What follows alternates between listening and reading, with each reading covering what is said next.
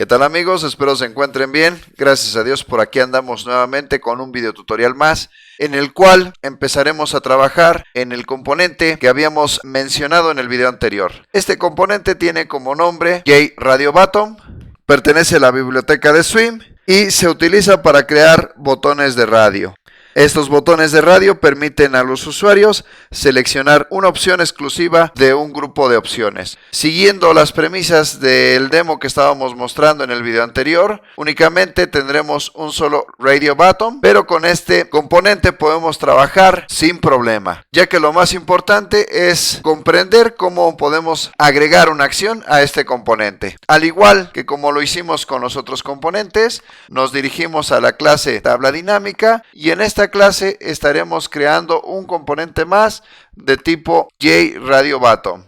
Declaramos una variable de instancia a la que llamaremos filtro, nos desplazamos hacia abajo y en esta parte inicializamos nuestra variable de tipo JRadioButton. Para inicializarla le agregamos la referencia a un objeto que es de tipo JRadioButton. Necesitamos que cuando este componente se muestre en nuestra ventana venga con una leyenda, venga con un texto. Para agregar este texto al constructor JRadioButton le mandamos un argumento de tipo string. Este string contendría el siguiente texto: menos de 10 piezas. Teniendo ya el contexto de qué es lo que vamos a hacer, con esta descripción es suficiente. Para que este componente pueda desencadenar una acción, cuando se le dé clic, necesitamos primero agregar un escuchador. Para agregar un escuchador, igual como lo habíamos manejado con otros componentes, invocamos al método addActionListener, que pertenece a la clase JRadioButton. Pero en la invocación del método addActionListener necesitamos mandarle un argumento de tipo ActionListener. Para mandar este argumento tenemos dos opciones. Dentro de los paréntesis podemos crear una clase anónima que implemente la interfaz ActionListener y sobreescribir al método ActionPerform.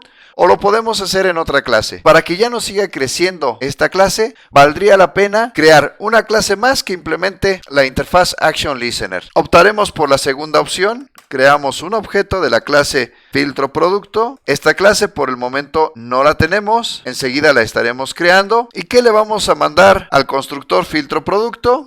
Nuestro JRadioButton, nuestro modelo y nuestro ArrayList de objetos de tipo producto. ¿Por qué mandamos estos tres argumentos? El primero, porque necesitamos evaluar si el componente de tipo JRadioButton se le ha dado clic para activarse o se le ha dado clic para desactivarse. Nuestro modelo para poder filtrar únicamente los productos que en la columna número de piezas tienen un número menor a 10. En caso de que el componente de tipo JRadioButton esté activado, y mostrar todos los productos si el componente de tipo JRadioButton está desactivado. Y para hacer este filtrado y poder agregar estos datos a nuestra tabla, necesitamos forzosamente recorrer nuestro ArrayList de objetos de tipo producto. Antes de crear la clase filtroProducto, agregamos este componente a nuestro panel búsqueda para que se pueda desplegar en la parte superior derecha de nuestra ventana. Para agregar este componente, invocamos al método add,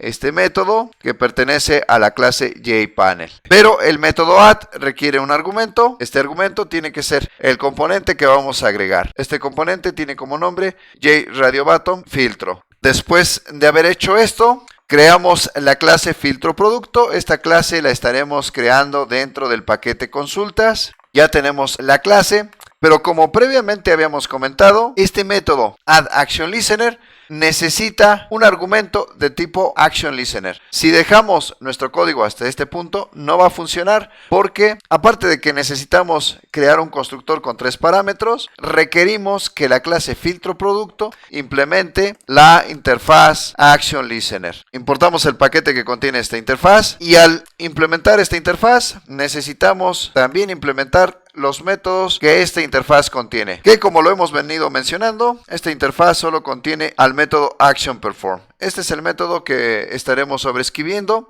Aquí es en donde agregaremos la acción cuando se dé clic sobre el componente JRadioButton para activarlo o para desactivarlo. Todavía tenemos un error de compilación porque necesitamos preparar un constructor en la clase filtroProducto con 3 parámetros, porque aquí estamos mandando 3 argumentos. Podemos tomar el nombre de estos argumentos de esta parte, los copiamos, los pegamos acá, porque necesitamos que nuestro IDE nos ayude a generar este constructor. Hacerlo de forma manual nos consumiría algunos minutos. Para poder crear este constructor, con la ayuda de nuestro IDE, necesitamos declarar tres variables.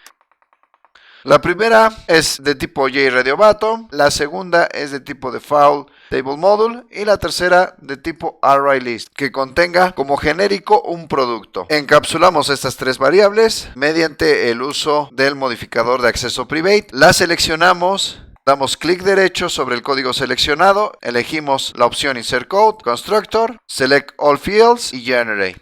Cortamos estas tres variables de instancia y las pegamos en la parte de arriba, solo para no perder la costumbre. Guardamos cambios. Por último, en la clase tabla dinámica importamos el paquete que contiene la clase filtro producto. Hasta el momento vamos bien, ya no tenemos errores de compilación. Requerimos agregar el comportamiento que tendrá este componente JRadioBottom cuando se active o se desactive. Para no extendernos mucho, nos detenemos hasta aquí. Para el siguiente video estaremos implementando esta parte. Muchas gracias por habernos acompañado.